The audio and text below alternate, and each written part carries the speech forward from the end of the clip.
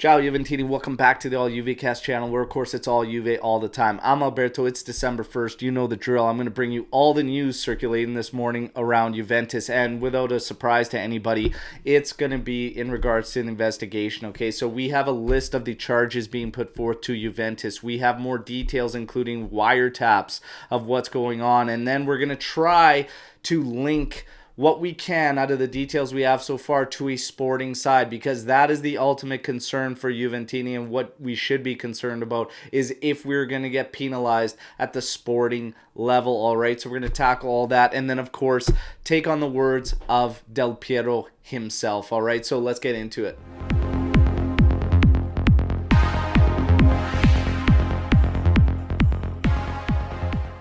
All right, Juventini, friendly reminder, like the video and, of course, subscribe to the channel. I want to thank everybody for all the great comments in the daily update videos and just thanking me for all the details and everything.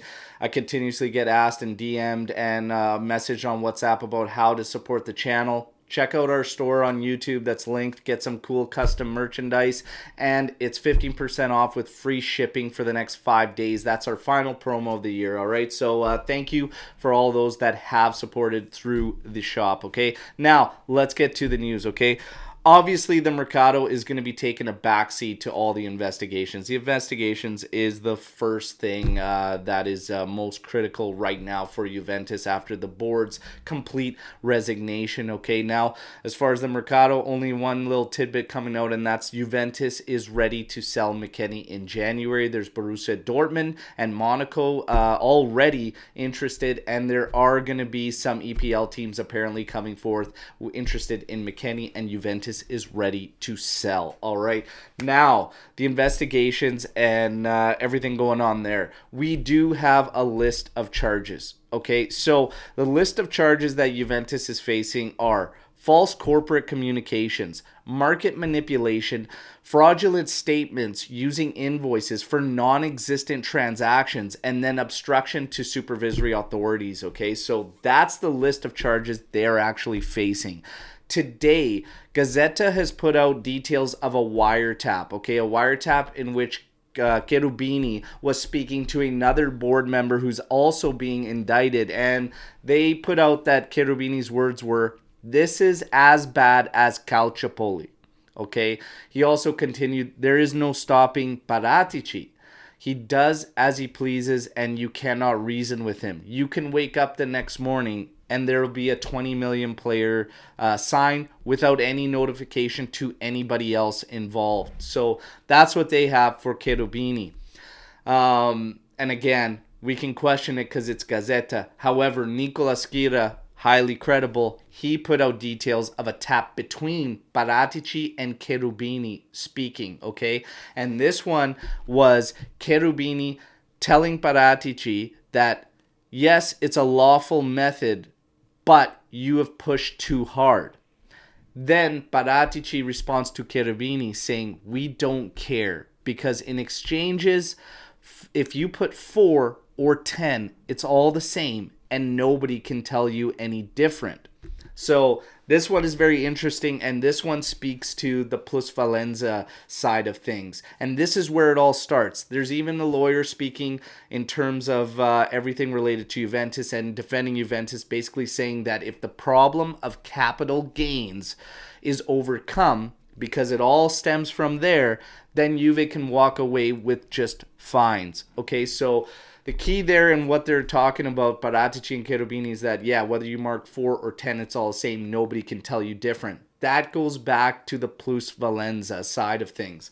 Nobody can tell you what you can sell a player for. So the original investigations were you're selling players above their market value. However, there is no set market value. If another team agrees to a deal, no matter what the fee is, then that deal is done.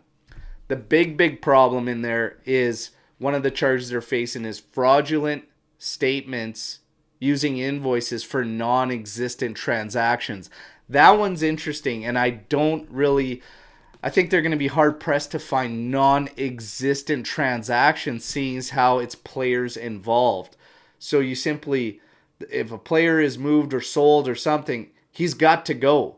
So this is very, very interesting. However, today, depending on what happens here, this could extend to a lot of other teams, because a lot of other teams have done the same. And this is one of the reasons why our friend Paolo Nomolo, that's right, Paolo Nomolo coming out and speaking out on things circulating Juventus, and he says they could open up a big, big can of worms. This could go beyond Italy if they really want to press and get into it, because they all do that in terms of working, because there are no regulations.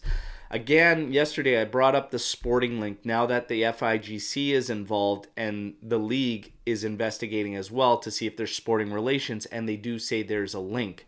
The only link you could think of is that with them manipulating the numbers and working them, it could make them bring in players and have a sporting advantage over other teams in the league. However, this still is a very, very loose connection. And the reason is because Serie A does not have any type of salary cap, any type of regulations in order to register.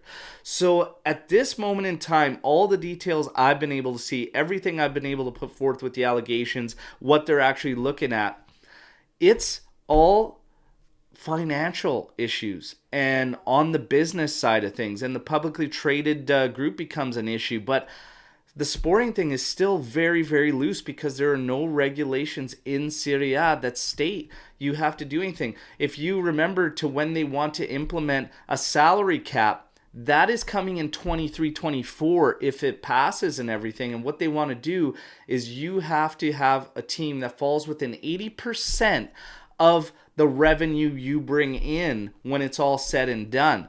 That's not in place yet and hasn't been.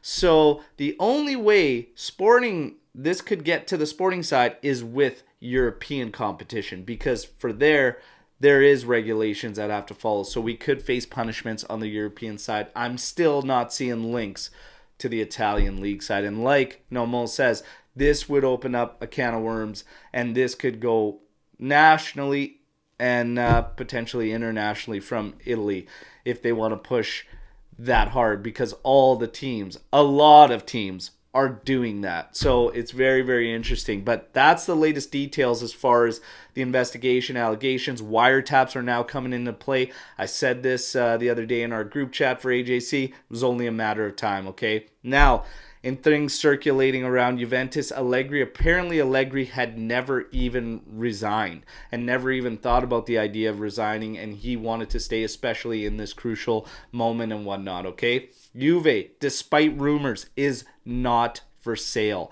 I never bought into those rumors. I would never imagine they're going to sell. John Elkann is not going to be selling Juventus. However, it is being reported that the possibility of a minority shareholder could come into effect, but he will not sell Juventus outright. Del Piero. So, Nicola Schira even confirming that there are phone calls and there are discussions with Del Piero. Del Piero has addressed everyone through his social media himself, saying that, look, he is always going to be tied with Juventus due to the history and whatnot. And these are the only colors for him, black and white. He does say, though, for the moment, we have to trust the people that are involved, because it is a delicate moment for Juventus as a whole. We need to stand by and just be on standby and wait and see what happens. Essentially, he just wrapped it up in a very, very nice piece, saying that obviously their past, with their history, Juventus and Del Piero, they are always going to be intertwined and as one, and now is no different, as he continues to be asked for it based on his duties with ESPN and whatnot. But he essentially, in the nicest way possible, said he's obviously not going to say anything in regards to the rumors as of right now. Everything is on standby until the current situation is handled by those, so that they can work in peace and whatnot. So there you have it. That's the latest on Del Piero. All right. So Paolo Nomolo also dropped a little tidbit in terms of Agnelli. Agnelli should probably never return as being one of the forefronts at Juventus, okay? It will continue to be behind the scenes. He does throw out the names we had already heard about, Giuntoli being one, Carnevale being another, about possibly coming in as directors. He also said that John Elkann actually did reach out to Beppe Marotta about a potential return. So there you have it. That's all the news we've gathered today in regards of this investigation and whatnot. There is going to be plenty more to come. Expect more wiretaps. Expect a lot more. It's going to get messier, and it's going to get a lot more intense, Juventini. So strap on those seatbelts, buckle up. Let's get ready, all right? I'm going to be with you through the whole thing. We're going to do daily updates this Saturday morning, 8:30 a.m. Eastern Time. We're going to be live as well to look at everything as a whole together, all right? I look forward to speaking to you all live on Saturday morning. But I'll bring you another daily update video tomorrow. You know the drill. Like the video, subscribe to the channel, drop your comments, questions, thoughts, opinions on everything in the comments section. If you have questions, don't be afraid to ask. If you want me to reach out to Mirko Di Natale, I can. Mirko has instant access to Nicola Schira as well. So no harm, no foul. Don't be afraid to ask, Juventini. Till tomorrow, fino alla fine, forza Juve. And again, buckle up. It's going to be a bumpy ride. Ciao tutti.